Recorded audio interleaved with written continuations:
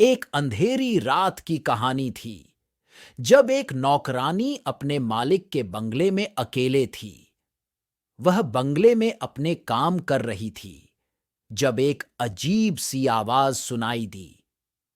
वह डर कर चिल्लाई पर कोई जवाब नहीं आया। फिर रात के अंधेरे में उसने एक बार फिर से वही आवाज सुनी। वह बंगले के हर कोने में तलाशने लगी पर उसने कुछ नहीं पाया। बस अंधेरे के दानवों की आवाज सुनाई दी।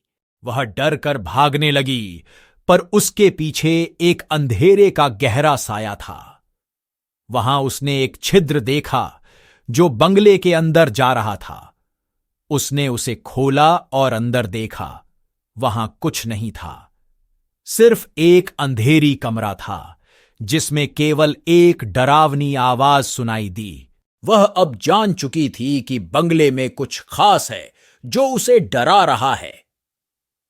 वह फिर से अपने कमरे में लौटी पर वहां भी उसे वही आवाज सुनाई दी।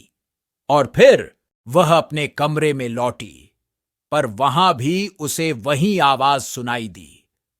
और फिर उसने एक अद्भुत चीज देखी, एक भूतिया आईना जिसमें उसका प्रतिबिंब नहीं था बल्कि उसके पीछे कुछ अनजाने हाथ थे।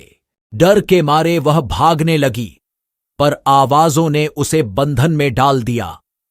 वह अब बंगले के अंदर एक अनजाने शैतानी बल के बंधन में फंस गई थी। उसे पता चला कि बंगले के आवाजें और भूतिया आईना उसके मालिक के बल का जादू था जो उसकी आत्मा को आकर्षित कर रहा था। उसने जब तक जादू का तोड़ नहीं लिया तब तक वह उस भूतिया बंधन में फंसी रही। फिर एक दिन वह बंगले के पुराने पुस्तकालय में एक पुरानी पुस्तक मिली जिसमें जादू के विषय में लिखा था। उसने उस जादू का राज जान लिया और उसे तोड़ दिया। उसकी आत्मा का शांति मिली। पर वह बंगला अब एक भूतिया बंगला बन चुका था जिसमें अब कोई भी जादू का असर नहीं था सिवाय उस डरावनी कहानी के जो उसने साझा की थी।